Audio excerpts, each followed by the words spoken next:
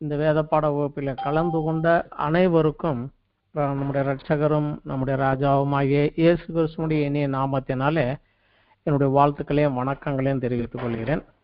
இன்றைய தினம் நாம் படிக்க இருப்பது 2 சாமுவேல் புஸ்தகம். சென்ற வாரம் நாம் 1 சாமுவேல் புஸ்தகத்தை படித்தோம்.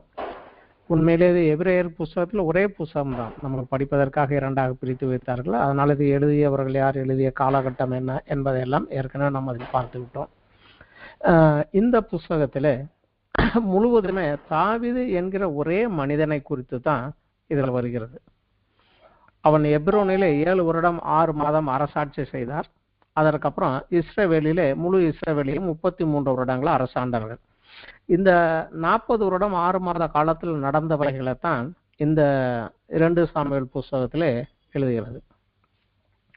உண்மையிலே பார்த்தால் தாவீதை பற்றி 1 சாமுவேல் புஸ்தகம் 16வது அத்தியாயத்திலேயே ஆரம்பித்து விட்டது. 2 சாமுவேல் முழு புஸ்தகமும் அவரை குறித்து தான். அடுத்து வர இருக்கக்கூடிய புஸ்தகம் 1 ராஜாக்கள் 2வது அத்தியாயம் 10வது வசனம் வரை இந்த முழு பாகமுமே அந்த தாவீது என்கிற ஒரு மனிதனை சுற்றியே இவைகளெல்லாம் எழுதப்பட்டுள்ளது. பழைய ஏற்பாட்டிலே மோசேக்கு அடுத்தபடியாக ஒரு மனிதனை குறித்து அதிக பக்கங்கள் எழுதப்பட்டது தாவீதை குறித்து தான். அது மாத்திரமல்ல, மோசேக்கு அடுத்தபடியாக ஒருவர் எழுதினதற்கு அதிக பக்கங்கள் ஒதுக்கப்பட்டதும் தாவீதுக்குத்தான். சங்கீதங்களிலே 75 சங்கீதங்கள் தாவீதினால் இயற்றப்பட்டவைகள் தான். இது தாவீதைத்தான் முக்கியமாக வைத்து இதில் சொல்லப்படுகிறது. உண்மையிலே ஆபிரகாமுக்கு ஆண்டவர் கொடுத்த அந்த வாக்குத்தத்தத்தை 1000 வருடங்களுக்கு பின்னதாக அதை முழுமையாக, அந்த வாக்குத்தத்த தேசத்தை முழுமையாக சுதந்திரித்து கொண்டவர் தாவீது தான். அந்த தேவ ஜனங்களுடைய வாழ்க்கையிலும் இஸ்ரேலுடைய அரசாட்சியிலும் ஒரு பீக், ஒரு உச்ச கட்டம் என்றால் அது தாவீது தான். ஆனால் தாவீதுக்கு அப்புறம் அது மெதுவாக கொஞ்சம் கொஞ்சமாக கீழே இறங்கிருச்சு. இதுதான் உச்சம், உயரம். இந்த 2 சாமுவேல் புஸ்தகத்தை குறித்து நாம் படிக்க வேண்டும் என்றால் அதை 3 பாகமாக பிரிக்கலாம். 1லிருந்து 10 அதிகாரம் வரைக்கும் வெற்றி, தாவீதுக்கு கிடைத்த வெற்றி. 11வது அத்தியாயம் ஒரே ஒரு அத்தியாயம், தாவீதினுடைய தோல்வி, பாவம், அவருடைய தவறு, அவர் செய்த பாவம், தேவன் முன்னாடியில் அவர் அடைந்த தோல்வி. அதற்கப்புறம் 3வது பிரிவு 12வது அத்தியாயத்திலிருந்து 24 வரைக்கும் பாவத்தின் விளைவாக வந்த தண்டனை. இதை குறித்து தான் இந்த 3 பாகமாக இதை பிரித்து படிக்கலாம். இதை வேறு விதத்திலும் தலைப்பு கொடுக்கலாம். கீழ்ப்படிதலின் ஆசீர்வாதங்கள் என்று முதல் பாகத்திற்கும், கீழ்ப்படியாமையால் செய்த பாவம் என்று 2ஆம் பாகத்திற்கும், கீழ்ப்படியாமையால் வந்த நியாய தீர்ப்பு, தண்டனை என்று 3வது பாகத்தை நம்ம பிரித்து படிக்கலாம். இதிலே முதல் பிரிவிலே 1லிருந்து 10 அத்தியாயம் வரைக்கும்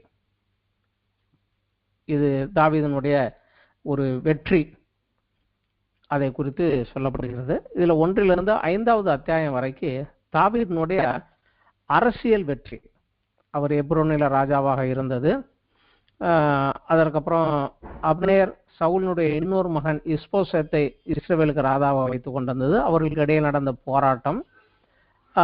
இஸ்போசேத் மறைந்ததற்கு பிற்பாடு அவனுடைய ஊழியர்களை கொலை செய்து விட்டார்கள். அவன் மரித்ததற்கு பிற்பாடு முழு இஸ்ரவேலுக்கும் தாவீது ராஜாவாகிறார். அது வரைக்கும் உள்ளது 1லிருந்து 5 அத்தியாயங்கள் வரைக்கும். அதற்கப்புறம் தாவீதினுடைய ஆவிக்குரிய ஸ்பிரிச்சுவல் விக்டரி என்றால், தேவனுடைய உடன்படிக்கை பெட்டி கிரியாத் யாரீமிலிருந்து எருசலேமுக்கு எடுத்து வந்து அங்கு ஆராதனை கூடம் கட்டி அங்கே வைத்தது. இது 6வது அத்தியாயத்தில். 7வது அத்தியாயம் மிக முக்கியமானது ஒன்று. தேவன் தாவீதோடு செய்த உடன்படிக்கை.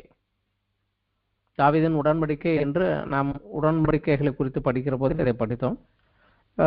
இந்த தேவன் தாவீதோடு செய்த உடன்படிக்கை. அதற்கு பிற்பாடு 8வது அத்தியாயமும் 10வது அத்தியாயமும் தாவீது பெலிஸ்தர் மேலும் அம்மோனியர் மேலும் நடந்த யுத்தத்தில் அவன் அடைந்த வெற்றிகள், அவர் செய்த யுத்தம் முழுமையான இஸ்ரவேல் தேசத்தையும் அவருடைய ஆளுகைக்கு கீழாக கொண்டு வந்தது. 9வது அத்தியாயத்தில் யோனத்தானோடு தாவீது செய்த உடன்படிக்கை நிமித்தமாக யோனத்தான் குடும்பத்தில் யாராவது இருக்கிறார்களா என்று தேடி பார்த்து யோனத்தானுடைய மகனாகிய மோவிபேசத்தை தாவீது தன் அரண்மனைக்கு அழைத்து வந்து தனக்கு சமமாக அவனை அமர வைத்தது. அவன் 2 கால்களும் முடமாகி போன ஒரு முடவனாக இருந்தான். அக்காலத்தில் ராஜாக்கள் அரண்மனைக்குள்ள முடவரும் குருடரும் வரக்கூடாது என்று சொல்வார்கள். ஆனாலும் தாவீது அவனுக்கு ஒரு உயர்ந்த ஸ்தானத்தை கொடுத்து தன்னோடு பந்தியில் அமர்ந்து சாப்பிடும்படியாக அவனை அழைத்து அவனை உயர்த்தினான். யோனத்தானை சிநேகித்தது நிமித்தமாக அவனோடு பண்ணின உடன்படிக்கையின் விளைவாக அவன் மகனுக்காக இந்த உயர்வை கொடுத்தார். இது முதல் பிரிவிலே வந்துவிடும். 2வது பாகம் தாவீது செய்த தவறு, அவனுடைய பாவம். இது நம்ம எல்லாருக்கும் மிக நன்றாகவே தெரியும். தன்னுடைய படையில் இருந்த ஒரு முக்கியமான படை வீரனாகிய உரியாவினுடைய மனைவியை அவன் இச்சித்து அவளோடு செய்த விபச்சாரம், அதன் விளைவாக அவள் கர்ப்பமானால் அதை மறைப்பதற்காக அவள் கணவனை சத்துருக்கள் முன்னணியில் நிறுத்தி அங்கு மரித்து போக முடியாத ஒரு சூழ்நிலையை உருவாக்கி அவனை கொலை செய்தது. அவனை கொன்றது சத்துருக்கள் என்றாலும் அந்த இடத்தில் கொண்டு அனுப்பும்படியான காரியங்கள் செய்தது. அதனால மறைமுகமாக பிற்கால் பார்த்து அவனை கொலை செய்தது தாவீது தான். இது மிக முக்கியமான ஒரு இடத்துல இந்த 11வது சாப்டர் வருகிறது. ஒரு உயர்வு இந்த ஒரு இடத்திலிருந்து கீழாக இறங்க ஆரம்பித்து விட்டது. தாவீதினுடைய வாழ்க்கையில் மாத்திரமல்ல, இஸ்ரவேலர்களுடைய வாழ்க்கையிலும் இந்த ஒரு உயர்விலிருந்து அடுத்த கட்டம் கீழ் நோக்கி இறங்க ஆரம்பித்து விட்டது. 3வது பிரிவு செய்த தவறின் விளைவாக வந்த தண்டனை என்ன, அதை குறித்து தான் 3வது பிரிவு முழுவதுமாக வருகிறது. 12வது அத்தியாயத்திலே நாத்தான் மூலமாக தேவன் தாவீது இடத்திலே எச்சரிக்கிறார். நீ செய்த தவறின் விளைவாக இன்ன தண்டனை உனக்கு வரும், பட்டயம் உன் வீட்டை விட்டு அகல்வதில்லை என்று சொல்லுகிறார். தாவீதோடு செய்த விபச்சாரத்தின் மூலமாக பிறந்த குழந்தை மரித்து போகிறது.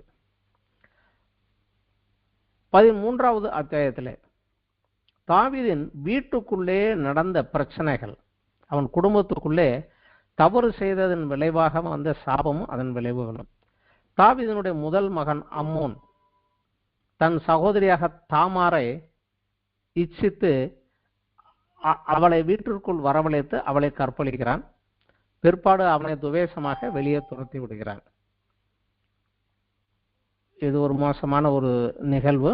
தாமாரின் சகோதரன் அப்சலோம் இதை மனதிற்குள்ளே வைத்து கொண்டிருந்து 3 வருடங்கள் கழித்து விருந்துக்கு அழைத்து அம்மோனை கொலை செய்கிறான்.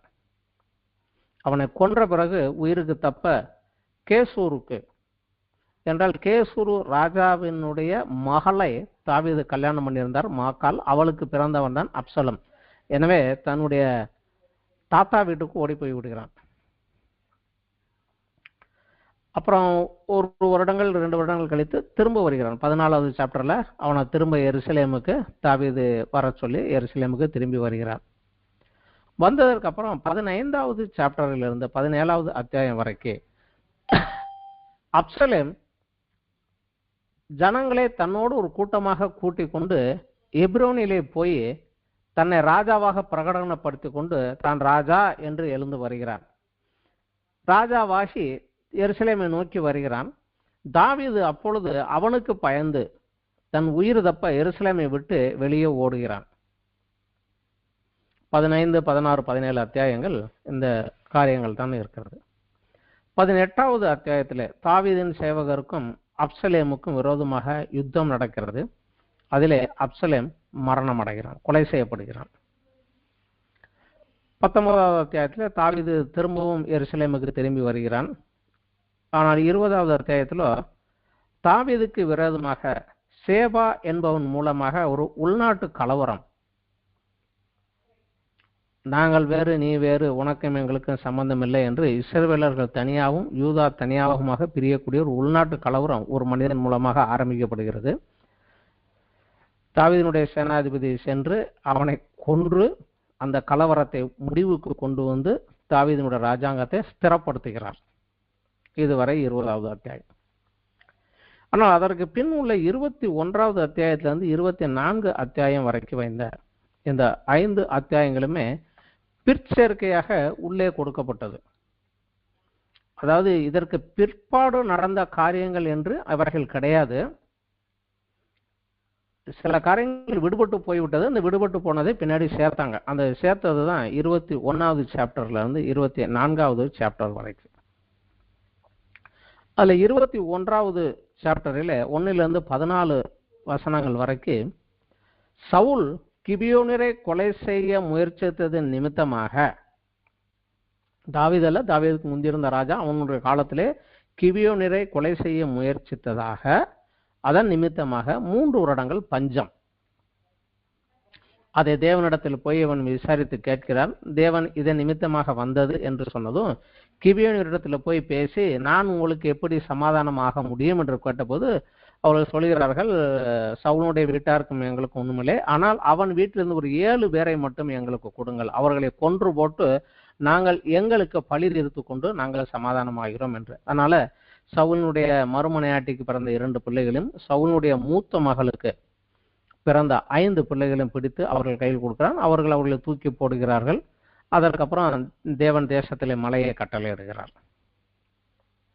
இது 1லிருந்து 14 21வது தேதி. இது எப்பொழுது நடந்திருக்க வேண்டும் என்றால் 9வது அத்தியாயத்திற்கு பிற்பாடு. இதே புஸ்தகத்திலே யோனத்தான் நிமித்தமாக மோய்பேசத்தை அரண்மனையில் வைத்ததற்கு பிற்பாடு அப்சலோமுக்கு பயந்து தப்பி ஓடின அந்த 16வது அத்தியாயம், இதற்கு இடைப்பட்ட காலத்திலே இந்த சம்பவம் நடந்திருக்க வேண்டும். அதற்கு அப்புறம் 21வது அத்தியாயத்தில் 15லிருந்து 22 வரைக்கும் பெலிஸ்தருடன் செய்த யுத்தம். அந்த யுத்தத்திலே சில பராக்கிரமசாலிகள், தாவீதினுடைய பராக்கிரமசாலிகள் செய்த வீர செயல்கள் அதிலே கொடுக்கப்பட்டு இருக்கிறது. இதுவும் அநேகமாக 8வது அத்தியாயத்திலே பெலிஸ்தருக்கு விரோதமாக தாவீது யுத்தத்தில் போன காலகட்டத்திலே நடந்ததாக இருக்கலாம். இது பின்னாடி இங்கே சொருகப்பட்டு உள்ளது. அதற்கு பிற்பாடு 22வது அத்தியாயம். இந்த 22வது அத்தியாயம் ஒரு அத்தியாயம் வேதத்தில் இன்னொரு இடத்திலும் அப்படியே வருகிறது. சங்கீதம் 18 இந்த 2 சாமுவேல் 22 ஒண்ணுதான், இதே தான் அங்கேயும் இருக்குது. அதில் யுத்தத்தில் சத்துருக்களை ஒடுக்கி வெற்றி கிடைத்ததற்கு பிற்பாடு தாவீது பாடின சங்கீதம். அநேகமாக 8வது அத்தியாயத்தில் 14வது வசனத்திற்கு பின் தாவீது பாடின அந்த சங்கீதம் பிற்பாடு பிற்சேர்க்கையாக இங்கே பின்னாடி கொடுக்கப்பட்டு வருகிறது. அதற்கப்புறம் 23வது அத்தியாயத்தில் 1லிருந்து 7 வசனங்கள் தாவீதினுடைய கடைசி வார்த்தை என்று ஆரம்பித்து அவன் மரிக்கும் முன் பேசின கடைசி வார்த்தை என்று வருகிறது. ஆனால் அவன் மரணம் இப்பொழுது அல்ல, அது அடுத்த புஸ்தகத்திலே 1 ராஜாவிலே 2வது அத்தியாயத்தில் 10வது வசனம் வரைக்கும் வருகிறது. அவனுடைய கடைசி காலம். ஏனென்றால் 1 ராஜாக்கள் புஸ்தகத்தில் தான் தன் மகன் சாலமோனை ராஜாவாக்குகிறான். அவன் ராஜாங்கம் ஸ்திரப்பட்டதற்கு பிற்பாடு தான் வயது முதிர்ந்து தாவீது மரிக்கிறான். அவன் மரிக்கும் போது சொன்ன காரியம் இங்கே இதிலே கொடுக்கப்பட்டு வருகிறது. இது 1 ராஜாக்கள் புஸ்தகத்தில் 2வது அத்தியாயம் 10வது வசனத்திற்கு பிற்பாடு வர வேண்டியது. அதோட 23வது அத்தியாயத்திலே 8வது வசனத்திலிருந்து வருவது தாவீதினுடைய பராக்கிரமசாலிகளின் பட்டியல். அவனுடைய படையில் இருந்த வீர செயல்கள் புரிந்த ஒரு வெற்றி மிக்க தலைவர்களுடைய பட்டியல் அதிலே வருகிறது. இதுவும் அவன் யுத்தத்திலே அவனுக்கு உதவியாக இருந்தவர்கள், அவனோடு யுத்தம் செய்தவர்களை குறித்து தான் வருகிறது. இதுவும் ஒரு பிற்பாடு ஒரு பிற்சேர்க்கையாக சேர்க்கப்பட்டது தான். அதற்கு அடுத்தபடியாக வருவது 24வது அத்தியாயம். இதிலேயும் தாவீது செய்த மற்றொரு தவறு. அதன் விளைவாக 3 நாட்கள் தேசத்திலே தேவன் கொள்ளை நோயை கொடுத்தது. தன்னுடைய படைபலம் எவ்வளவு இருக்கிறது என்று பார்ப்பதற்காக யோவாபின் மூலமாக ஜனங்களை கணக்கெடுக்க சொல்லுகிறார். ஜனங்களை கணக்கு எடுப்பது தவறு அல்ல. என்றால் என்னாகும் புஸ்தகத்திலே நம்ம பார்த்துருக்கிறோம், தேவனே மோசையை கணக்கெடு என்றார். எண்ணினாங்க, கணக்கெடுத்தாங்க. அது எவ்வளவு பேர் இருக்கிறாங்க, எங்க போகணும், யாருக்கு எந்த ஏரியா பிரிச்சு கொடுக்கணும், நிறைய இருக்கிறவங்களுக்கு நிறைய ஏரியா, கொஞ்சம் பேருக்கு கொஞ்சம் ஏரியா, இது பிரிப்பதற்காக எடுத்த ஒரு கணக்கு தொகை. ஆனால் இங்கே தாவீது எடுத்த கணக்கெடுப்புக்கு பின்னாடி இருக்கக்கூடிய ஒரே ஒரு காரணம், யுத்தம் எல்லாம் முடிந்து விட்டது, சத்துருக்கள் யாரும் கிடையாது, யுத்தம் முடிந்து விட்டது. இருந்தாலும் என்னுடைய படைபலம் ஸ்ட்ரென்த் என்ன என்று பார்ப்பதற்காக அவன் செய்த ஒரு காரியம். நமக்கு நன்றாகவே தெரியும், இது நான் கட்டின என் மகிமைக்காக கட்டின பாபிலோன் அல்லவா என்று நேபுகாத்நேச்சர் சொன்ன போது அவனுக்கு விரோதமாக தேவனுடைய கோபம் வந்தது. 7 வருடங்கள் அவன் மாட்டை போல புள்ளை தின்றான், பெருமையாக தன்னை உயர்த்தி போது தாழ்த்தப்பட்டான். கிட்டத்தட்ட தாவீதும் அதேதான். ஆனா தாவீது மனதிலே குற்ற உணர்வு அடைந்து தேவனிடத்தில் வந்து அழுகிறான், தேவனே நான் தவறு செய்து விட்டேன், என்னை மன்னியும் என்று. ஆனாலும் தேவன் சொல்லியிருக்கிறாரு, சர்தானி தப்பு செஞ்சிட்டதான், ஆனா தண்டனை உண்டுதான். 3 தண்டனை வைக்கிறவன் முன்னாடி எது வேணும்னு சொல்லு அப்படின்னு கேட்கிறாரு. 7 வருஷம் தேசத்துல பஞ்சம் வரணுமா, இல்ல 3 வருஷம் சத்ருவால விரட்டப்பட்டு நீ ஓடும் ஓடணுமா, இல்ல 3 நாள் கொள்ளை நோயான்னு. அவன் மனிதர்கள் மூலமாக எனக்கு எதுவும் வர வேண்டாம், தேவனே உம்முடைய கையிலே நான் விழுகிறேன் என்று சொன்னபோது 3 நாள் கொள்ளை நோயை தேவன் அனுப்புகிறார். 70,000 பேர் மரித்து போகிறார்கள். தாவீது அதற்காக மனம் கசந்து அழுகிறான், தவறு செய்தவன் நான் அல்லவா, என் ஆடுகளை ஏன் அடிக்கிறீர் என்று தேவனிடத்தில் அழுகிறான். தேவனும் மன வருத்தப்பட்டு அதோடு அந்த வாதையை நிறுத்துகிறார். எனவே அந்த இடத்துல தாவீது ஒரு பலிபீடத்தை உண்டாக்கி தேவனுக்கு ஆராதனை செய்கிறான். இதுவும் அதிகமாக 2 சாமுவேல் புஸ்தகத்துல 5வது அத்தியாயம் 6வது அத்தியாயத்திற்கு இடையில் தான் இந்த சம்பவங்களும் நடந்திருக்க வேண்டும். இந்த 21 24 வரைக்கும் விட்டு போனவைகளை பின்னாடி சேர்த்தது தான் இது. அதனால அந்த ஆர்டர் படி இது வராது, அதை நாம கொஞ்சம் தெரிஞ்சுக்கணும், அவ்வளவுதான். பட் இந்த புஸ்தகத்துல நாம கற்றுக்கொள்வதற்கு என்ன இருக்கிறது? ஏனென்றால் இதில் உள்ள அநேக கதைகள் நம்ம சண்டே கிளாஸ்லேயே கேட்டிருப்போம், அநேக இடங்களில் பிரசங்கம் கேட்டிருப்போம். ஆனால் எல்லாருக்குமே பழைய ஏற்பாட்டில் எல்லா கிறிஸ்தவர்களுக்கும் தெரிந்த மிக முக்கியமான ஆட்கள் யார் யாருன்னு கேட்டால் மோசே, ஆபிரகாம், தாவீது தான். இதுக்கு அப்புறம் தான் மற்றவங்களையெல்லாம் தெரியும். அந்த அளவுக்கு தாவீது கொஞ்சம் முக்கியமான ஒரு ஆள். பட் அவனுடைய வாழ்க்கைக்காக மிக முக்கியமான பகுதிகளை இங்கே கொடுத்துருக்காங்க. இந்த 2 சாமுவேல் புஸ்தகத்தின் மூலமாக நம்ம கற்றுக்கொள்ள வேண்டியது என்ன, இல்லை நம்ம எதை புரிந்து கொள்கிறோம் அப்படின்னா, ஒரு காரியம் தான். சவுல் தாவீது 2 பேருமே தேவனால தெரிந்து கொள்ளப்பட்டு தேவனால் ராஜாவாக அபிஷேகிக்கப்பட்டு ராஜாவானவர்கள் தான். 2 பேருமே ஆரம்பத்துல சரியா தான் இருந்தாங்க. ஆனா 2 பேருடைய முடிவுமே சரியில்லை. 2 பேருடைய முடிவுமே ஆரம்பித்த மாதிரி இல்லை, முடிவு வேற மாதிரி தான் ஆகிப்போச்சு. ஆரம்பத்திலே பாடுகள் கஷ்டங்களுக்கு மத்தியிலே சென்ற போது தேவனை சார்ந்தும் தேவனை விசுவாசித்தும் தேவனுடைய வார்த்தைக்கு கீழ்ப்படிந்தும் போராடினவர்கள் தேவனால் உயர்த்தப்பட்டு மேன்மை அடைந்த போது சுய இச்சையினாலும் பழைய சுபாவத்தினாலும் தவறு செய்து தேவ கோபத்திற்கு உள்ளாகி தேவன் கொடுத்த ஆசீர்வாதத்தை தக்க வைத்துக் கொள்ள முடியவில்லை. இதுதான் முக்கியமான ஒரு காரியம். இன்னும் ஒரு காரியம் எனக்கு நன்றாக ஞாபகம் இருக்கிறது. சென்னையில் நான் கராத்தே டீச்சர் ட்ரைனிங் சென்று இருந்தபோது அந்த ட்ரைனிங் ஹாலுக்குள்ளே எங்கள் வாத்தியார் ஒரு பெரிய போர்டு எழுதி வச்சிருப்பார் பிரிண்டட்ல. அதில் இருக்கும், இந்த உலகத்திலே அநேக ராஜாக்கள், சக்கரவர்த்திகள், ராஜ்யங்கள், சாம்ராஜ்யங்கள் எழும்பினது, ஆனால் அவைகள் எல்லாமே மறைந்து அழிந்து போய்விட்டது. சரித்திரம் சொல்லக்கூடிய ஒரே ஒரு சிறிய முக்கியமான தெல்ல தெளிவான காரணம், அந்த ஜனங்கள் அந்த மேன்மைக்கு தகுதியானவர்களாக இல்லை. Their people are not fit for that. அதுதான் அதுல. ஸோ இதுவும் கிட்டத்தட்ட அதுதான். தேவனை உயர்த்தின போது அது தக்க வைத்துக் கொள்ளக்கூடிய தகுதியை அவங்க இழந்து போயிட்டாங்க. வேதமும் நமக்கு இதைத்தான் எச்சரிக்கிறது. இதுல நாம் என்ன கற்றுக்கொள்ள வேண்டும் என்று நமக்கு எச்சரிக்கிறது. 1 கொரிந்தியர் 10வது அத்தியாயத்தில் நாம் பார்த்தோம் என்றால், பவுல் பழைய கதைகளை எல்லாம் எழுதி சொல்லி வருகிற போது 1 கொரிந்தியர் 10வது அத்தியாயத்தில் 1 அவர் எழுதுவார். எகிப்திலிருந்து வெளியே வந்தவர்கள் எப்படி வந்தாங்க, மோசையினால மேகத்துக்குள்ளேயும் சமுத்திரத்துக்குள்ளாம் கொண்டு செய்யப்பட்டார்கள், ஒரே ஞானவானத்தை குடித்தார்கள், ஆனாலும் தேவன் அவர்களுக்கு பிரியமாய் இருக்கவில்லை, அவர்கள் என்னென்ன தப்பு செஞ்சாங்க அதை எல்லாத்தையும் சொல்லி கடைசியாக வருகிற போது 11-12வது வசனத்துல அவர் இப்படியாக சொல்லுகிறார், இவைகளெல்லாம் திருஷ்டாந்தங்களாக அவர்களுக்கு சம்பவித்தது உலகத்தின் முடிவு காலத்தில் உள்ள நமக்கு எச்சரிப்பு உண்டாகும்படி எழுதப்பட்டும் இருக்கிறது.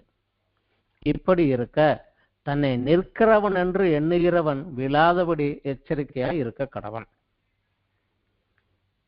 மேல வந்தாங்க, ஆனா நிக்க முடியாம விழுந்துட்டாங்க. இதெல்லாம் வேதத்திலே எழுதப்பட்டு கொடுக்கப்பட்டு இருக்கிறதுன்னா நமக்கு எச்சரிப்பாக இருக்கும்படியாக, நிற்கிறேன் என்று சொல்கிறேன், நீ இதே தவறை செய்து விழுந்து விடாதே என்று எச்சரிப்பாக கொடுக்கப்பட்டுள்ளது அப்படிங்கிறாங்க. ஸோ இந்த காரியத்துல நம்ம இன்னும் கொஞ்சம் நல்லா போனோம்னா, இதே பவுல் 2 தீமோத்தேயுல 4வது அத்தியாயத்துல 6-7 வசனத்துல ஒரு காரியத்தை தன்னை குறித்து சொல்லுகிறார். அதே நம்ம கொஞ்சம் படிக்கலாம். 2 தீமோத்தேயுக்கு பவுல் எழுதின கடிதத்தில் கடைசியாக அவர் எழுதுகிறாரு, 4வது அத்தியாயம் 6-7. ஏனென்றால் நான் இப்பொழுது பான வழியாக வார்க்கப்பட்டு போகிறேன், நான் தேகத்தை விட்டு பிரியும் காலம் வந்தது. அதாவது எனக்கு மரணம் நிச்சயிச்சுட்டாங்கப்பா, நான் மறிக்க போகக்கூடிய காலம் வந்து. அவர் சிறையில இருந்து கொண்டு அவருக்கு மரண தண்டனை நியமிக்கப்பட்ட போது அவர் எழுதின கடிதம், எனக்கு டேட்டெல்லாம் குறிச்சிட்டாங்க, இன்னைக்கு நீ சாகணும்னு குறிச்சிட்டாங்க, நான் தேகத்தை விட்டு பிரியும் காலம் வந்தது. ஆனா அடுத்த சொல்லுகிறாரு, நல்ல போராட்டத்தை போராடினேன், ஓட்டத்தை முடித்தேன், விசுவாசத்தை காத்து கொண்டேன். நம்மளும் விசுவாசத்தை துவக்குகிறவரும் முடிக்கிறவருமாக இயேசு கிறிஸ்து நமக்கு நியமித்த பாதையில ஓடி முடிக்கும்படியாக அடைக்கப்பட்டு இருக்கிறோம்.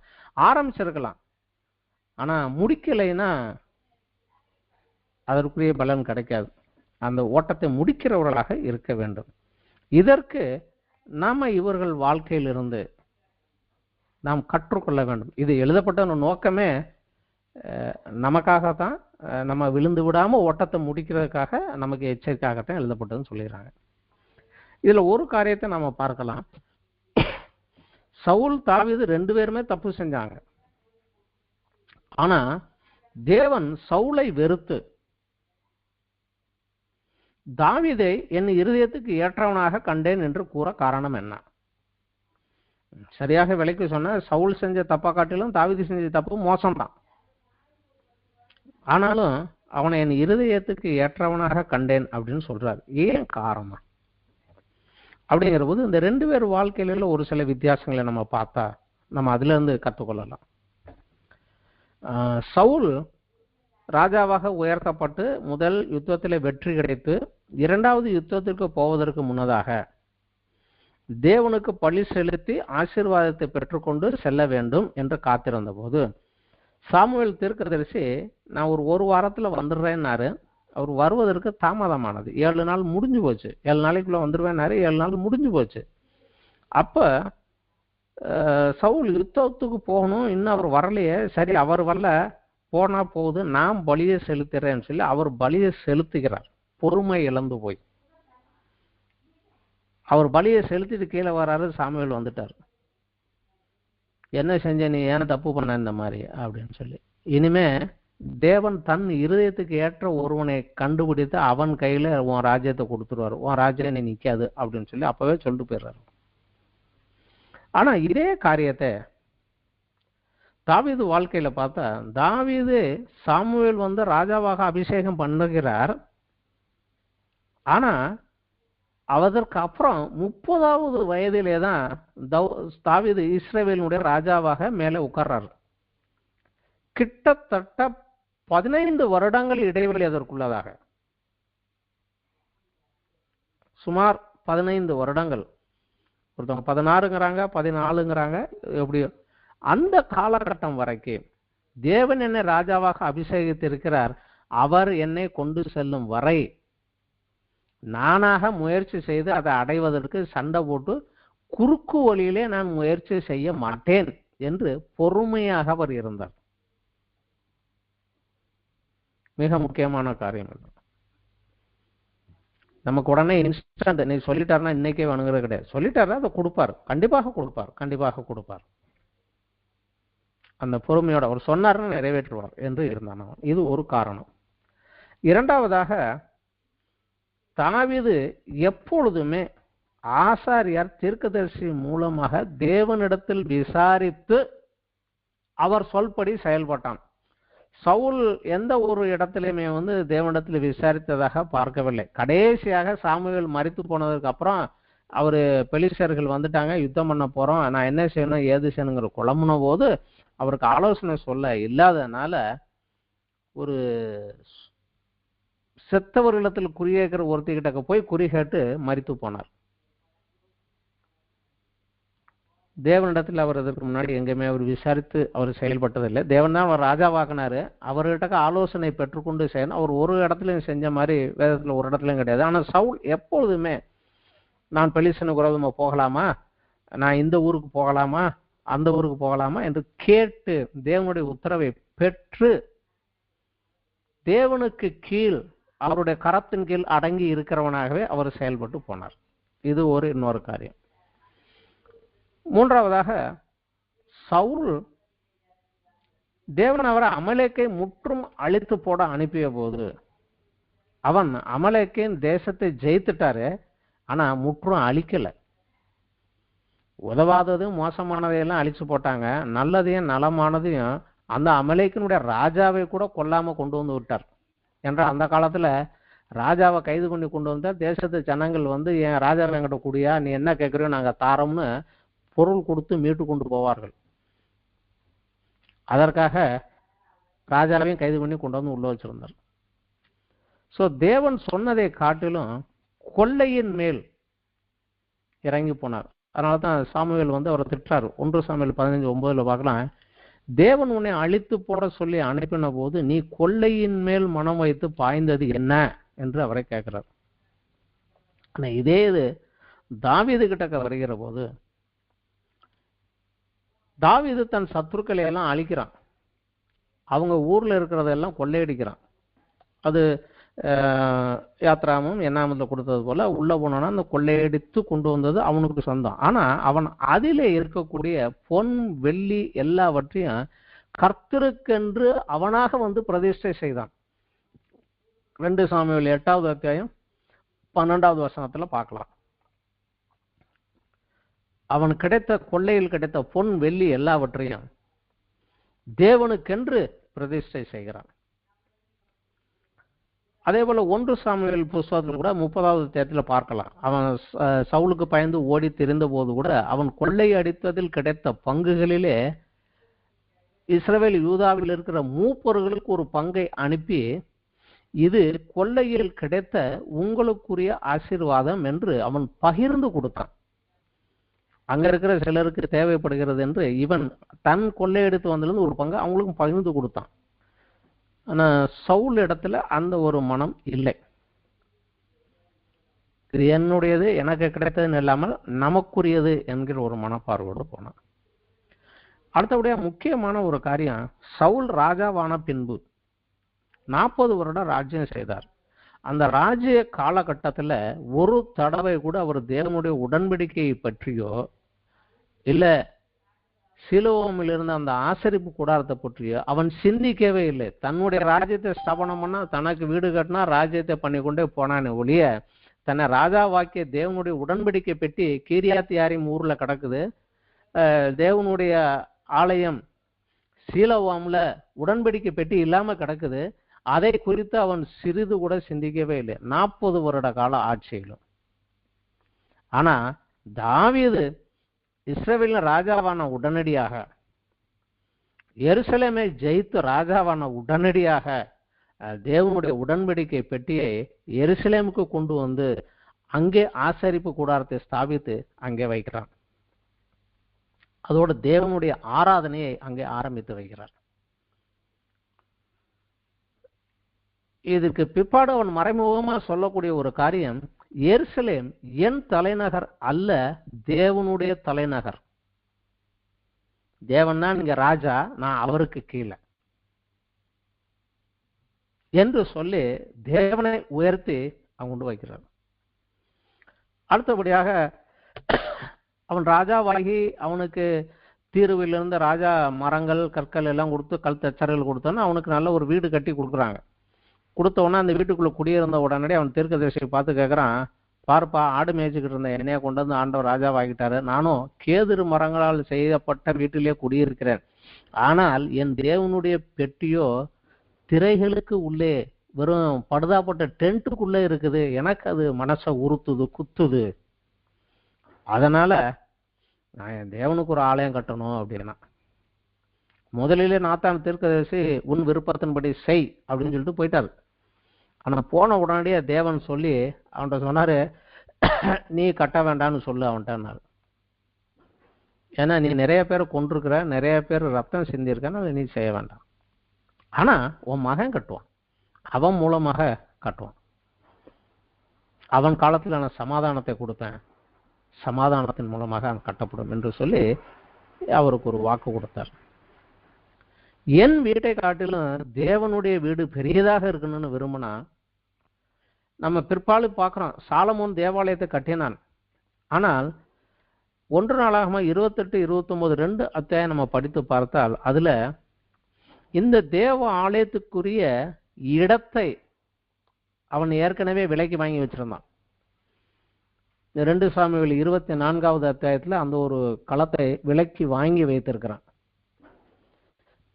அது மாத்திரம் அல்லாமல் அந்த தேவாலயத்தினுடைய மாதிரி பிளான் எப்படி இருக்கணும், அதுக்கு உள்ளே இருக்கக்கூடிய பொருள்கள் எப்படி இருக்கணும், அதனுடைய மாதிரி எப்படி இருக்க வேண்டும், இவைகளெல்லாம் தேவனிடத்தில் ஆலோசித்து தேவனிடத்திலிருந்து அந்த மாதிரிகளை பெற்று அவைகளெல்லாம் எழுதி வரைந்து வைத்து சாலமோன் கையில கொடுத்தான். அது மாத்திரமல்ல, அந்த தேவாலயத்தை கட்டுவதற்குரிய எல்லா தேவையான பொன், வெள்ளி, வெங்கலம், இரும்பு, மரம், கல் எல்லாவற்றையும் அவன் ஏற்கனவே சேர்த்து வைத்திருந்தான். சாலமோன் கையில கொடுத்து, இவ்வளவே நான் கொடுத்துருக்கிறேன்ப்பா, ஆளுங்க வேலைக்கு உன் கையில இருக்கிறாங்க, இவங்களை வச்சு கட்டு என்று சொல்லி கொடுத்தான்.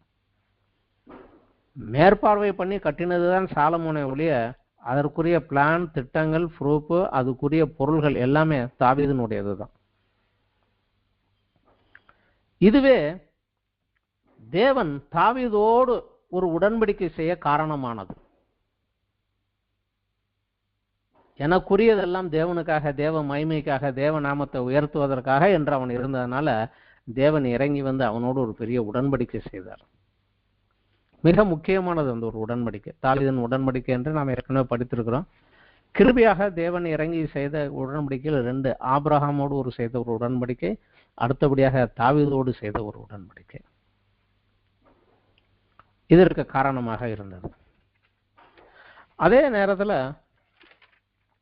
தாவீது செய்த நல்ல காரியங்கள் எல்லாம் நாம கற்றுக்கொள்கிற அதே நேரத்துல தாவீது செய்த சில தவறுகளையும் அதன் விளைவையும் நாம் அறிவது நம்மை அந்த தவறு செய்யாமல் விலக்கி காத்துக்கொள்ள உதவும்.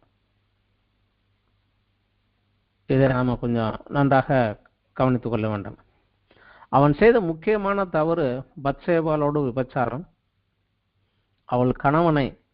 அவள் கருவுற்றாள் என்று தெரிந்தவுடனே அதை மறைப்பதற்காக அவன் கணவனை ஏமாற்ற பார்க்கிறான். அவன் முடியல, அதனால அவனை கொலை செய்து விட்டு அவன் மரித்ததற்கு பிற்பாடு பத்சேபாலை தன் மனைவியாக தன் வீட்டுக்கு ஏற்றுக்கொள்கிறான். இந்த ஒரு தவறு செய்ததன் விளைவாக என்னென்ன ஆனது, பின் விளைவுகள், அதனுடைய பின் விளைவுகள் என்னென்ன ஆனது என்பதை நாம் தெரிந்து கொள்ள வேண்டும். தாவீதுனுடைய படைத்தலைவன் யோவாப் சவுலுடைய படைத்தலைவனாக இருந்து தாவீதோடு உடன்படிக்கைக்கு வந்த அப்னேரை, அப்புறம் அமாசா என்கிற இன்னொரு மிகப்பெரிய படைத்தலைவனை வஞ்சகமாக கொலை செய்கிறான். ஏன்னா இவங்க 2 பேரும் இருந்தா ஏன் பதவிக்கு போட்டியா வந்துருவாங்கன்னு பயந்து அந்த போட்டியை கழிக்கிறதுக்காக அவங்க 2 பேரும் கொலை செய்யறான். ஆனா தாவீதால அதை கண்டிக்க முடியல. என் படைத்தலைவன் என் வீட்டுக்கு விருந்துக்கு வந்தனும் நீ எப்படி கொன்ன என்று அவனை கண்டிக்கவோ அவனுக்கு பனிஷ்மெண்ட் கொடுக்கவோ முடியவில்லை. காரணம், அவன் உரியாவை வஞ்சகமாக கொல்லும்படியாக யோவாப் கையில தான் ஒப்பு கொடுத்தான். யோவாப் தான் அவனை யுத்தத்தில் முன்னாடி நிறுத்தி அவன் சாகிறதுக்கு காரணமாக இருந்தான். ஆக ராஜா செஞ்ச தப்பு அவனை உடந்தையாக வைத்து செய்ததுனால அவன் தப்பு செஞ்ச போது அவனை கண்டிக்க முடியல. இன்று நம்ம தவறு செய்கிற போது நமக்கு கீழே இருக்கிறவனை நம்ம விரட்ட முடியாம போயிடும். இது ஒரு காரியம். இரண்டாவது, தாவீதினுடைய சிறந்த ஆலோசகனாக இருந்த அகித்தோப்பால் அவனுக்கு விரோதமாக மாறி அவன் குமாரன் அப்சலோமை வஞ்சித்து அவன் மூலமாக நாட்டை பெற்றுக்கொள் தாவீதை கொலை செய்வதற்கு தீவிரமாக முயற்சி செய்தான். காரணம் என்ன? அவ்வளவு தூரம் இருந்த காரணம் என்ன? சங்கீதம் 55 போய்த்தா இதை மனசுக்குள்ள வச்சுட்டு வருத்தத்தோட அவன் கத்தி அழுதெல்லாம் பேசி இருப்பான். இந்த அகித்தோப்பாலை குறித்து 2 சாமுவேலில் 16வது அத்தியாயத்தில் 23வது வசனத்திலே ஒரு வசனம் வருகிறது. அந்நாட்களிலே அகித்தோப்பால் சொல்லும் ஆலோசனை தேவனுடைய வாக்கை போல இருந்தது. அப்படி அகித்தோப்பாலின் ஆலோசனை எல்லாம் தாவீதுக்கும் இருந்தது, அப்சலேமுக்கும் அப்படியே இருந்தது. தாவீது காலத்துல அவன் தான் பெரிய ஆலோசகன். தாவீதுக்கு அவன் சொன்னான் அப்பீலே கிடையாது, அப்படித்தான் இருந்தது. ஆனா இந்த அப்சலோமை வஞ்சித்து அவனை வெளியே கொண்டு வந்து எப்ரோனில் கொண்டு போய் அவனை ராஜாவாக்கி தாவீதுக்கு விரோதம் அவனை எழுப்பி விட்டது இந்த அகித்தோப்பால் தான். காரணம் என்ன? வேதத்திலே மறைமுகமாக அந்த காரணம் கொடுக்கப்பட்டிருக்கிறது. என்றால் பத்சேபால் அகித்தோப்பாலுடைய பேத்தி, அகித்தோப்பாலுடைய மகனுக்கு பிறந்தவள். உரியா அகித்தோப்பால் மகனுடைய க்ளோஸ் ஃப்ரெண்ட். ஸோ தன் குடும்பத்துக்குள்ளே ஒரு காரியத்தை தன் ராஜா செய்து அவளை கெடுத்ததும் அவள் கணவனை கொலை செய்தது வஞ்சகமாக செய்ததும் அவன் மனதுக்குள்ளே உள்ளேயே இருந்து கொண்டது. சரியான சமயம் பார்த்து இவனுக்கு விரோதமாக கிளம்பி எழும்பி நின்றான். 55வது சங்கீதத்தில் இதை சொல்லி தாவீது அழுகிறான். எனக்கு விரோதமாக செயல்பட்டவன் என் சத்ரு அல்ல, என் நண்பன். நாம் ஒன்றாக சாப்பிட்டோம், ஒன்னா தேவாலயத்துக்கு போனோமே, இப்ப நீ எனக்கு விரோதமா இருந்துச்சேன்னு அழுகிறான். காரணம் அவர் செய்த தவறு தான். இது மாத்திரமல்ல, சவுல் தாவீது செய்த எந்த ஒரு தவறு, அவனுடைய மூத்த மகன் அம்மோன் தன்னுடைய சொந்த சகோதரியை கெடுத்த போது அவனை கண்டிக்க முடியவில்லை. கோபம் வந்தது, ஆனா அவனை கண்டிக்கல. ஆனா தாமாருடைய சகோதரன் அப்சலேம் இதற்காக காலம் பார்த்திருந்து 3 வருடங்கள் கழித்து அவனை விருந்துக்கு கூப்பிட்டு கொலை செய்கிறான். அப்பொழுதும் அவனை ஒன்றும் செய்ய முடியல. நான் அப்சலேம் கொலை செய்ததற்கு காரணங்கள் இருக்கலாம். ஏனென்றால் அம்மோன் மூத்த மகன், அப்சலோம் 3வது மகன். 2வது மகனை குறித்து வேதத்திலே அவன் பிறந்த குறிப்பு தான் இருக்குது. அதுக்கப்புறம் எங்கேயுமே அவனுடைய பேர் இல்லை. அநேகமாக சிறு வயதில் அவன் இறந்து போயிருக்கலாம். அப்ப அம்மோன் மரித்து போனால் அப்சலம் தானாகவே மூத்த மகனாக பட்டத்துக்கு வர முடியும். இன்னொன்று, அவங்க தாத்தா ஒரு ராஜா. ஸோ ராஜா அரண்மனையில் நடக்கக்கூடிய வஞ்சகங்கள், அந்த திட்டங்கள் எல்லாம் அவனுக்கு கொஞ்சம் தெரியும். அவன் தான் காரணம் தான். அப்சலோமையும் கண்டிக்க முடியல, அம்மோனையும் கண்டிக்க முடியல. காரணம்.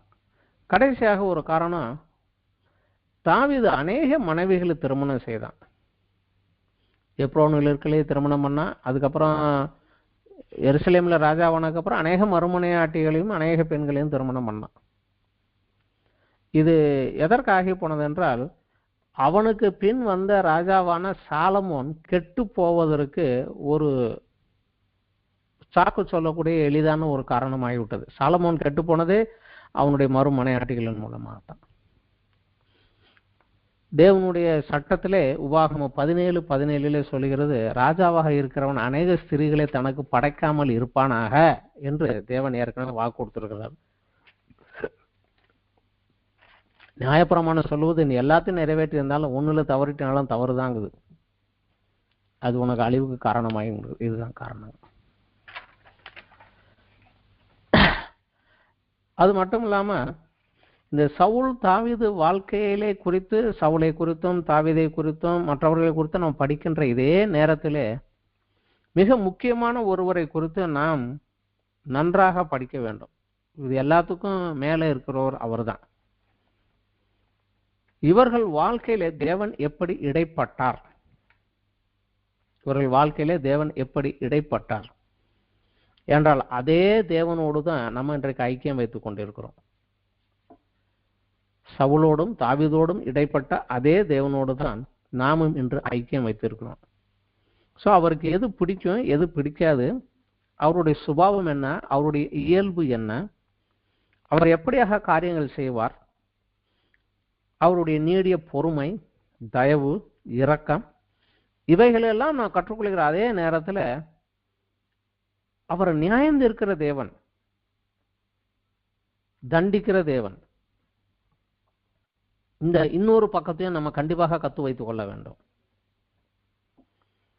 அது இல்லைன்னா இன்றைக்கு நிறைய இடங்களிலே தேவனுடைய ஒரு சைடை குறித்து டீச்சிங்ஸ் நிறைய இருக்குது, இந்த மறுபக்கத்தை குறித்து இல்லை. அது தெரியாததுனால லகுவாக தவறு செய்துறாங்க. அதுல கொஞ்சம் ஜாக்கிரதையாக இருக்க வேண்டும். அந்த அடுத்த பக்கத்தை நம்ம தெரிந்து வைத்திருக்க வேண்டும். பழி வாங்குவதும் பதில் செய்வதும் எனக்கே உரியதுன்னு இருக்கிறார். எனக்கு விரோதமாக ஒருத்தன் செயல்பட்டானா கூட அவனை பழி வாங்குவதற்கு எனக்கு அனுமதி இல்லை. பதிலுக்கு பதில் செய்வதற்கு எனக்கு அனுமதி இல்லை.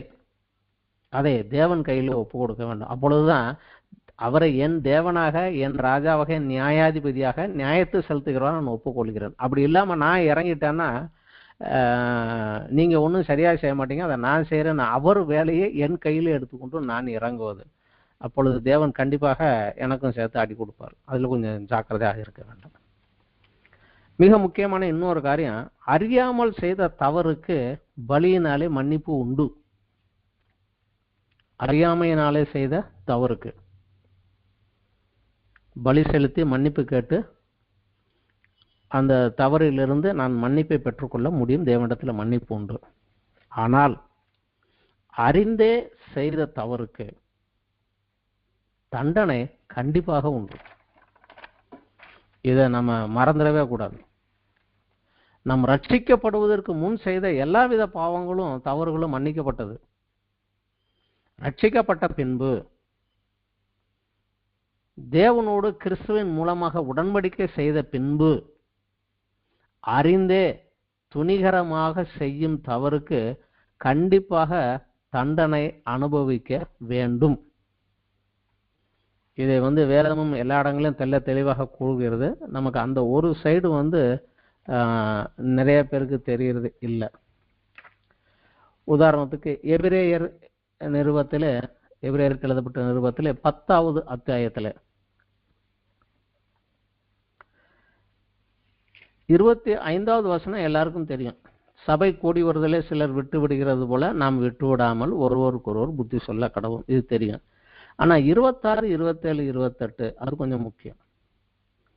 26 29 வரைக்கும் சத்தியத்தை அறியும் அறிவை அடைந்த பின்பு நாம் மனப்பூர்வமாய் பாவம் செய்கிறவர்களாய் இருந்தால் பாவங்களின் நிமித்தம் செலுத்தத்தக்க வேறொரு பலி இனி இராமல். திரும்பவும் இயேசு கிறிஸ்து உங்களுக்காக சிலுவைக்கு போக மாட்டார். ஒண்ணுதான் முடிச்சிட்டார். இனி ஒரு பலி இராமல் நியாய தீர்ப்பு வரும் என்று பயத்தோட எதிர்பார்க்குதலும் விரோதிகளை பட்சிக்கும் கோப ஆக்கினையுமே இருக்கும். மோசேயினுடைய பிரமாணத்தை தள்ளுகிறவன் இரக்கம் பெறாமல் 2-3 சாட்சிகளின் வாக்கினாலே சாகிறானே, தேவனுடைய குமாரனை காலின் மேல் மிதித்து தன்னை பரிசுத்தம் செய்த உடன்படிக்கையின் இரத்தத்தை அசுத்தம் என்றெண்ணி கிருபையின் ஆவியை நிந்திக்கிறவன் எவ்வளவு கொடிதான ஆக்கினைக்கு பாத்திரவானாய் இருப்பான் என்று யோசித்து பாருங்கள். இந்த ஒரு காரியமும் கிறிஸ்தவர்களுக்கு நன்றாக தெரிந்திருக்கணும். நான் என்ன வேணாலும் செஞ்சுக்கிட்டு ஐயா பிதாவே நீ மன்னித்துருன்னு கேட்டா மன்னிச்சிருவாரு. அப்படிங்கிறது அறியாமல் செய்த தவறுக்கோ மன்னிப்பு உண்டு. ஆனா அறிந்தே துணிகரமாகவே செய்யக்கூடிய தவறுக்கு இங்கே பனிஷ்மெண்ட் நம்ம அனுபவிச்சுதான் ஆகணும்.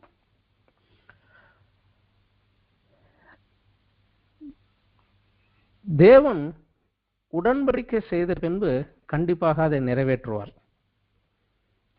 அதுல நம்ம கொஞ்சம் ஜாக்கிரதையாக இருக்க வேண்டும். உடன்படிக்கை செய்து விட்டார் என்றால் அதை கண்டிப்பாக நிறைவேற்றுவார்.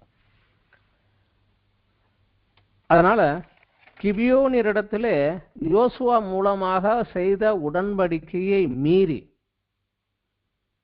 அவங்க நாங்க தூர தேசத்துல இருக்கோம்னு ஏமாத்தி சமாதான உடன்படிக்கை யோசுவாட்ட பண்ணிட்டாங்க. ஆனா கொஞ்ச நாள் தெரிஞ்சு எங்களுக்குள்ளதான் இருக்கிறாங்கன்னு. அப்ப எல்லாரும் அவங்களை கொல்லுங்கன்ன போது யோசுவாவும் மூப்பர்கள் சொன்னாங்க, எப்பா நாங்க தேவனுடைய நாமத்தினால அவங்கள்ட்ட உடன்படிக்கை செஞ்சிட்டோம்ப்பா, நாங்க தப்பு பண்ணிட்டோமா, அவங்கள கொல்ல முடியாது, என்ன பண்ண அப்படின்னு சொல்லி அவங்கள சரி நீங்க எங்க தேவாலயத்துக்கு விறகு விட்டுக்கிறவங்க தண்ணி எடுக்கிறவங்களாம் நீங்க இங்க இருங்க அப்படின்னு சொல்லி வச்சுட்டாங்க. ஆனா அந்த கிபியோனரை அழிப்பதற்காக சவுல் துணிகரமாக இறங்கி அவர்களை கொலை செய்ய முயற்சி செய்ததுனால தேவன் அதை கணக்கிலே வைத்து கொண்டு தேசத்தின் மேலே சாபத்தை கொடுத்தார். 3 வருடங்கள் பஞ்சம் வந்தது. ஆனா தாவீதின் காலத்தில் வந்தது, அதற்கு செய்ய வேண்டிய காரியத்தை செய்து அதை நிவர்த்தி செய்ததற்கு பிற்பாடுதான் தேசத்துல மழை பெஞ்சது. சோ தேவன் உடன்படிக்கையை காக்க வேண்டும் என்று நமக்கு சொல்லுகிறார். அதனால யார்கிட்டயாவது வார்த்தை கொடுத்துட்டோம்னா அதுல கொஞ்சம் கரெக்டாக இருக்கணும், மீறக்கூடாது. ஏனென்றால் நாமும் அவரோட உடன்படிக்கை செய்திருக்கிறோம். அந்த உடன்படிக்கையின் தேவனை நாம் அறிகிற அறிவிலே வளர வேண்டும். ஒன்று, தேவன் உடன்படிக்கை செஞ்சா கண்டிப்பா அதை நிறைவேற்றுவார். அவர் செய்வேன்ட்டார்னா செய்வார். ஆனா என்ன செய்ய சொல்லியிருக்காரோ அதை மாத்திரம் செய்ய வேண்டியது என் வேலை. ஆபிரகாமின்படி செய்த உடன்படிக்கை வாக்கு கொடுத்த தேசத்தை தாவீது காலத்தில் சுதந்திரிக்கும்படி செய்தார். தாவீதோடு செய்த உடன்படிக்கையை அறிவதன் மூலமாக உடன்படிக்கையின் தேவனை நாம் அறிகிற அறிவிலே வளரலாம். ஆபிரகாமோடும் தாவீதோடும் தேவன் செய்த உடன்படிக்கையின் ஆசீர்வாதங்களை புதிய உடன்படிக்கையின் மூலமாக நாமும் அனுபவிக்க அழைக்கப்பட்டு இருக்கிறோம். ஸோ அந்த உடன்படிக்கைகளை குறித்து சரியான அறிவு இல்லாவிட்டால், அந்த உடன்படிக்கை குறித்த ஆபிரகாமுடைய செய்த உடன்படிக்கை அதனுடைய சரத்துக்கள் என்னென்ன தருவேன் இருக்கார் அதெல்லாம் தெரியும். ஆனா என்ன செய்ய சொல்லி இருக்கிறார் அதுவும் முக்கியம். தாவீதோடு உடன்படிக்கை பண்ணினாரு, ஆனா அவள் என்ன செய்ததினாலே இதை செஞ்சாரு அவரு, அதையும் நாம் செய்ய தயாராக இருக்க வேண்டும். இருக்கிற போது நாம் அதை பெற்றுக்கொள்ள முடியும். இந்த உடன்படிக்கையை தாவீதின் குமாரனாகிய இயேசு கிறிஸ்துவின் மூலமாக அந்த தாவீதின் உடன்படிக்கையின் ஆசீர்வாதங்களிலே நமக்கும் பங்கு கொடுத்திருக்கிறார். அது நமக்கு நன்றாக தெரிந்திருக்க வேண்டிய ஒரு காரியம். ஏசாயாவினுடைய புஸ்தகத்திலே 55வது அத்தியாயத்திலே 1, 2, 3 வசனங்கள் இப்படியாக வருகிறது. தாகமாய் இருக்கிறவர்களே நீங்கள் எல்லாரும் தண்ணீர் அண்டைக்கு வாருங்கள், பணம் இல்லாதவர்களே நீங்கள் வந்து வாங்கி சாப்பிடுங்கள். இயேசுன்னு சொன்னார், தாகமாய் இருக்கும் என்னிடத்தில் வரக்கடவன் என்று. இதைத்தான் இயேசு கிறிஸ்து சொன்னார். நீங்கள் பணமின்றி விலையுமின்றி திராட்சரசமும் பாலும் கொள்ளுங்கள். நீங்கள் அப்பம் அல்லாததற்காக பணத்தையும் திருப்தி செய்யாத பொருளுக்காக உங்கள் பிரயாசத்தையும் செலவழிப்பானேன். நீங்கள் எனக்கு கவனமாய் செவி கொடுத்து நலமானதை சாப்பிடுங்கள், அப்பொழுது உங்கள் ஆத்துமா கொழுப்பான பதார்த்தத்தினால் மகிழ்ச்சியா இருக்கும். உங்கள் செவியை சாய்த்து என்னிடத்தில் வாருங்கள், கேளுங்கள், அப்பொழுது உங்கள் ஆத்துமா பிழைக்கும். தாவீதுக்கு அருளின நிச்சயமான கிருபைகளை உங்களுக்கும் நித்திய உடன்படிக்கையாக ஏற்படுத்துவேன். இது தீர்க்கதரிசிகளின் மூலமாக தேவன் தன் வார்த்தையை கேட்டு கீழ்ப்படிந்து நடக்கிறவனுக்கு, அவரிடத்தில் கேட்டு நடக்கிறவனுக்கு கொடுக்கக்கூடிய ஒரு ஆசீர்வாதம். இதே இது அப்போஸ்தலர்கள் அத்தியாயத்திலையும் புறஜாதியார் தேவனுடைய மந்தைக்குள் வந்தது எப்படி என்று அவர்களுக்குள் குழப்பம் வந்த போது சபையின் தலைவராகிய யாக்கோபு எழுந்து நின்று பேசுகிறார். அப்போஸ்தலர் 15வது அத்தியாயத்திலே 14, 15, 16 வசனங்களில்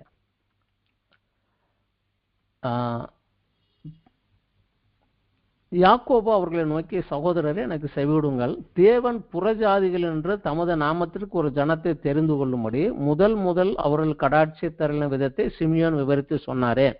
அதாவது பேதுரு கொர்நேலிய வீட்டில் போய் அங்கே சொல்லி அவங்க பரிசுத்தாவின் அபிஷேகம் பெற்றதை குறித்து பேதுரு அதைத்தான் இங்கே சிமியோன்கிறார் சொல்லதே. அதற்கு தீர்க்கதரிசிகளுடைய வாக்கியங்கள் ஒத்திருக்கிறது. இது சும்மா நடந்ததில்லை, இதை குறித்து ஏற்கனவே ஆண்டவர் தீர்க்கதரிசி மூலமா சொல்லி இருக்கிறார். என்ன சொல்லியிருக்கிறாரு? எப்படி என்றால், மற்ற மனுஷரும் என் நாமந்தரிக்கப்படும் சகல ஜாதிகளும் கர்த்தரை தேடும்படிக்கு நான் இதற்கு பின் திரும்பி வந்து விழுந்து போன தாவீதின் கூடாரத்தை மறுபடியும் எடுப்பித்து அதில் பழுதாய் போனவைகளும் மறுபடியும் சீர்படுத்தி அதை செவ்வையாக நிறுத்துவேன் என்று இவைகளை எல்லாம் சொல்லுகிற கர்த்தர் சொல்லுகிறார் என்று எழுதியிருக்கிறதே. ஆமோஸ் தீர்க்கதரிசியின் மூலமாக இது சொல்லப்பட்டது. ஒரு ஜாதியிலும் ஒரு கூட்டம் உள்ள வரும்னு. இன்னைக்கு நம்ம அதுக்குள்ளதான் இருக்கிறோம். ஆனா இந்த தாவீதினுடைய கிருபையின் மூலமாக, தாவீது செய்த உடன்படிக்கையின் மூலமாக, தாவீதின் குமாரனாகிய இயேசு கிறிஸ்து நமக்காக அதை செய்து முடித்ததுனால கிறிஸ்துவோடு கூட புதிய உடன்படிக்கையின் வழியாக, இன்றைக்கு புதிய உடன்படிக்கை ஞானஸ்நானத்தை குறித்து வேதம் நல் மனச்சாட்சியின் உடன்படிக்கை என்றுதான் சொல்லுகிறது. ஆனா அந்த உடன்படிக்கைன்னு ரெண்டு சைடும் தெரியாமலே உள்ள இறங்கி போற போது சவுலினுடைய காரியம்தான் நடக்கும். அதை சரியாக அறிந்து நடக்கிற போது தாவீதினுடைய ஆசீர்வாதங்களை நம்ம பெற்றுக்கொள்ள முடியும். இன்றைக்கு குறிப்பாக சொல்ல வேண்டும் என்றால், ஞானஸ்நானம் பெற்று வருகிறதுக்கு பின்னாடி இருக்கிற காரியம், என் பாவம் மன்னிக்கப்படணும், நான் நரகத்துக்கு போகக்கூடாது. அதுதான் முக்கிய காரியமாக இருக்குது ஒழிய, ஒரு இடத்துல வேதம் நரகத்துக்கு போகாமல் தப்பித்துக் கொள்வதற்காக ஞானஸ்நானம் சொல்லலை. அது சொன்னதெல்லாம் மனம் திரும்புங்கள், பரலோக ராஜ்யம் சமீபமாயிருக்குது, அதுக்குள்ள வரணும்னா நீ மனம் திரும்பி சுவிசேஷத்தை விசுவாசித்து ஞானஸ்நானம் எடுக்க உடன்படிக்கை செய்துவான்னு சொல்லியிருக்கேன். பரலோக ராஜ்யம் போறதுக்காக நான் என் பழைய பாவ வாழ்க்கையை விட்டுவிட்டு அதற்கு என்னை தகுதிப்படுத்துவதற்காக அவரை என் தலைவராக, என் ராஜாவாக கொண்டு நான் அவர் சொல்படி நடந்து, இங்கே ஏசாயா 51 என்னிடத்தில் வாருங்கள், கேளுங்கள், செவி கொடுங்கள், கேளுங்கள், நான் சொன்னபடி நடங்கள் என்றுதான் சொல்லுது. இன்றைக்கு கிறிஸ்துவனுடைய பிரமாணத்தின் கீழ் நடக்காமல், கிறிஸ்து சொன்னதின்படி நடக்காமல் கிறிஸ்தவர்களாக இருக்கிற அநேக பேர் வஞ்சிக்கப்பட்டு போகக்கூடிய காலம் வந்துருக்கு. இதுல ஜாக்கிரதையாக இருக்க வேண்டும்.